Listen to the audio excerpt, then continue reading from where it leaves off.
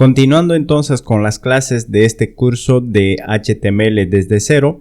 Bueno, en esta clase vamos a aprender acerca de la historia de la web. Y antes de poder entrar a manejar las etiquetas de HTML, o en otras palabras, antes de conocer en profundidad las etiquetas de HTML, primero vamos a conocer algunos puntos que son muy importantes, como por ejemplo la historia de la web.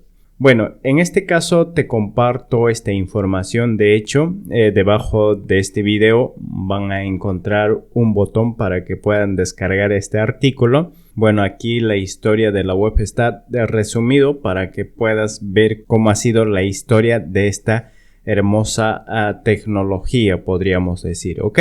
Bueno, entonces vamos a empezar entonces con el primer punto. Bueno, acá dice primeros años pre-1990. Bueno, generalmente se le conoce de que la web apareció después de los años 90, pero en sí no es así.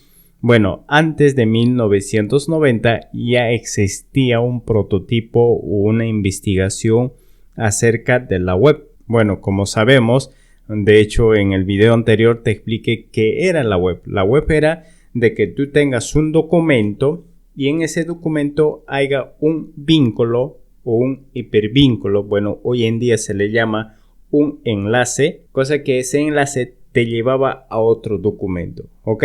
Eso era la web. Hoy en día eso es la web, solamente que ahora pues las cosas han mejorado bastante. Entonces, antes del año 1990 ya existía un proyecto, pero no estaba disponible para el público. Pero después del año 1990 y 1992, es decir, dentro de esos años, pues nace lo que es www.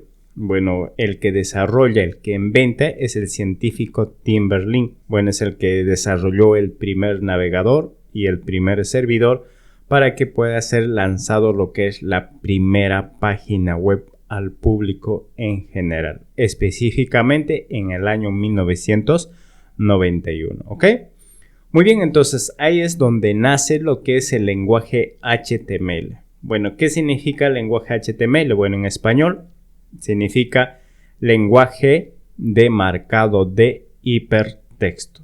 Bueno, muchos hoy en día, digo, ¿por qué? Porque son varios que consideran al lenguaje HTML como no lenguaje, pero en sí es un lenguaje. Sé que no es un lenguaje de programación, pero es un lenguaje de marcado, pero algunos pues rotundamente creen que no es un lenguaje. Entonces, si tú has escuchado a alguien que dice así, no lo hagas caso. No sabe lo que está hablando, ¿ok? Entonces, es un lenguaje de marcado de hipertexto. ¿Por qué se le dice de marcado? Bueno, con HTML tú marcas o tú le pones etiquetas a todas las secciones de una página web. Por ejemplo, todo lo que estás viendo aquí, es decir, este documento es una página web, es un documento HTML. Entonces, con HTML yo digo de que esto sea un título y que esto también sea una lista de viñetas. Entonces, con HTML yo digo esta sección que sea una imagen, esta sección quiero que sea un subtítulo, esta sección quiero que sea un párrafo, esta sección quiero que sea un audio o video o lo que tú quieras ponerlo, pero con HTML vas marcando o vas etiquetando, en otras palabras, ¿ok?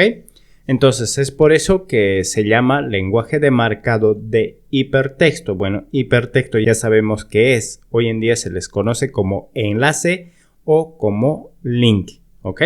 Entonces espero que este punto quede claro, ¿ok?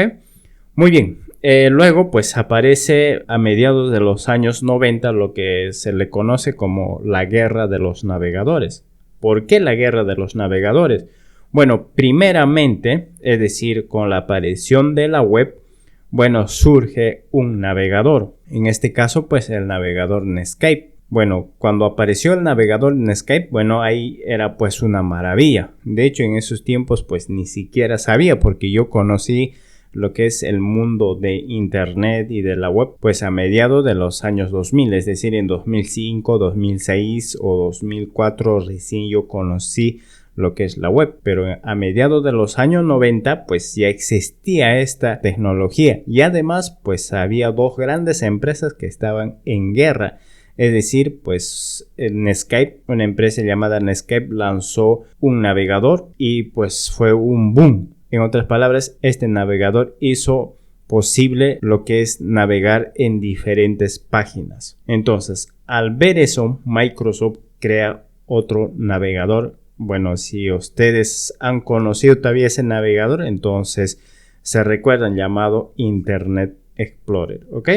Entonces ambos compitieron y el que ganó pues fue Microsoft. Prácticamente lo desapareció de la faz de la tierra a Netscape, ¿ok? Muy bien. ¿Qué más? En los años 90, Webmaster y desarrollo dinámico aparecen y son considerados como personas encargadas de construir y mantener sitios web. Yo me recuerdo de que cuando yo conocí la web, bueno, un webmaster era aquel que administraba todo. Por ejemplo, tenía que crear diseños, tenía que crear páginas web, es decir, tenía que maquetar con HTML y también tenía que dar estilos con CSS y también tenía que crear base de datos, conocer un lenguaje de programación. Todo eso hacía un webmaster. Hoy en día pues las cosas han cambiado. Ahora pues difícilmente vas a escuchar un webmaster. Ahora más bien se basan en especialidades, ¿ok?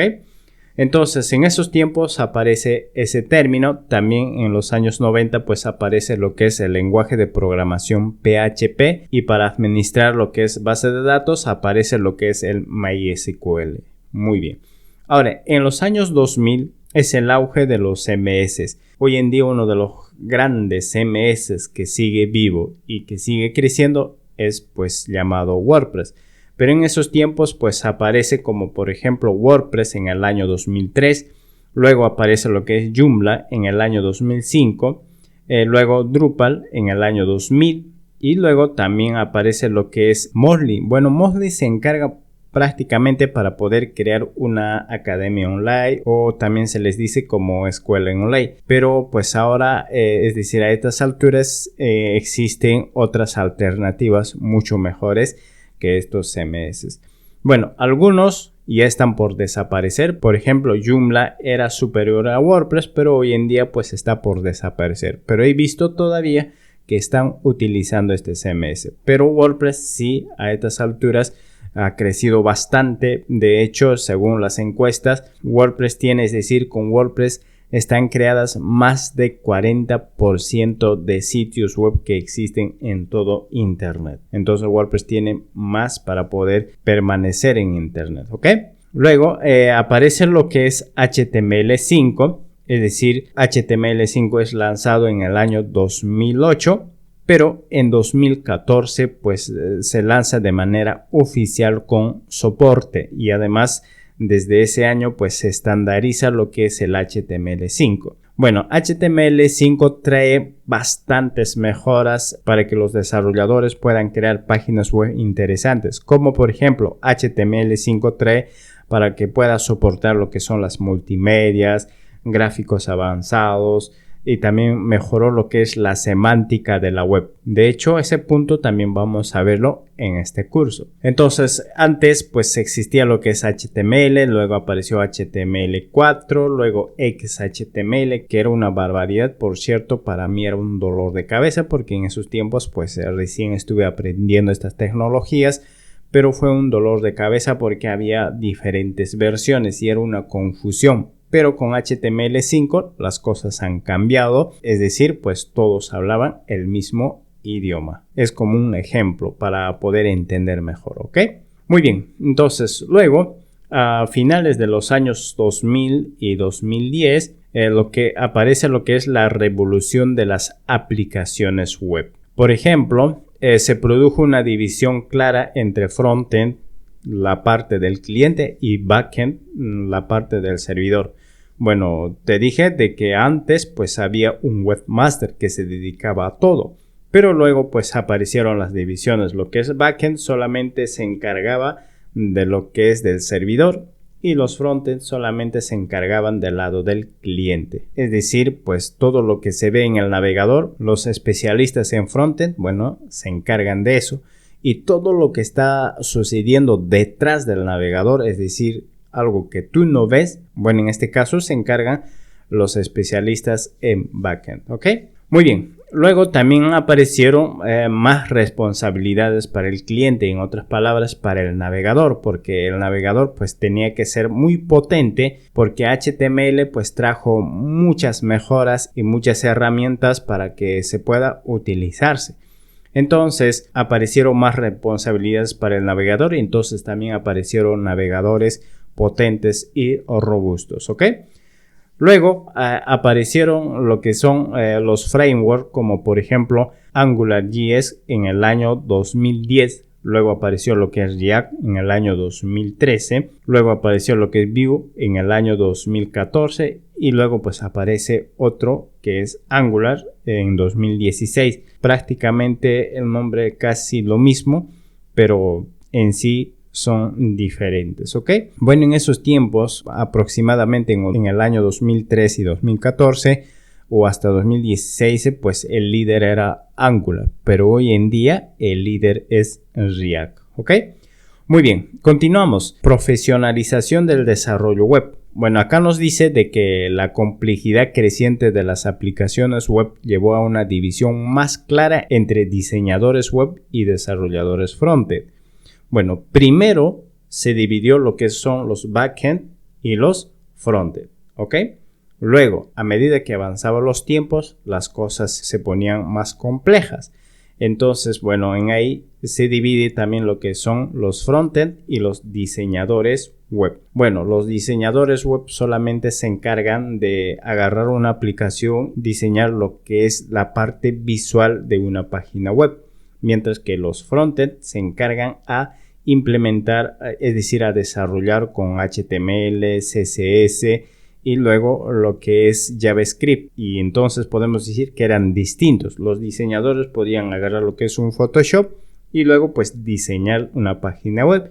Y los frontend, ese diseño lo llevaban al navegador, ¿ok? Luego aparecen lo que son los enfoques en diseño, por ejemplo, la experiencia del usuario y la interfaz del usuario. La experiencia del usuario es que hoy en día pues tú tienes que hacer un sitio que funcione de manera óptima y que el usuario tenga una experiencia agradable. Por ejemplo, antes que aparezcan estas especialidades, si podríamos llamarlo así, bueno, pues cualquiera podía hacer un sitio web de acuerdo a su manera, como por ejemplo un sitio web carnaval. Bueno, con eso ya te imaginas. Bueno, podrías poner diferentes colores, podrías poner botones grandes, algunos pequeños. Pero cuando aparecieron estas especialidades, bueno, las cosas han cambiado. Por ejemplo, hoy en día es recomendable que una página web por lo mucho tenga 3 colores. 3 colores. Si tú tienes 4 colores, bueno, ya tu sitio va a parecer un poco carnaval. Y si tú tienes 6, 7, 8 colores, bueno, el sitio se va a verse horrible. Entonces, eso también es muy importante hoy en día. Luego, los avances en CSS, bueno, pues llegaron lo que son los CSS3 y también los procesadores como SAS, LEDs. Y bueno, gracias a estas tecnologías, pues el diseño se volvió más versátil y más animado, ¿ok? Y luego también aparecieron lo que son los web móvil y diseños responsive o responsive design.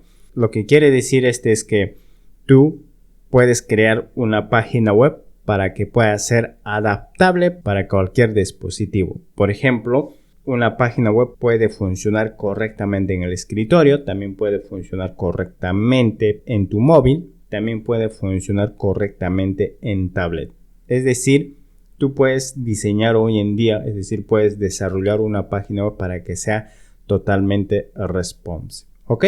Entonces, esa es la historia de la web. Como decía en el principio, este documento vas a tener debajo de este video para que puedas descargarte. Bueno, entonces continuamos con la siguiente clase.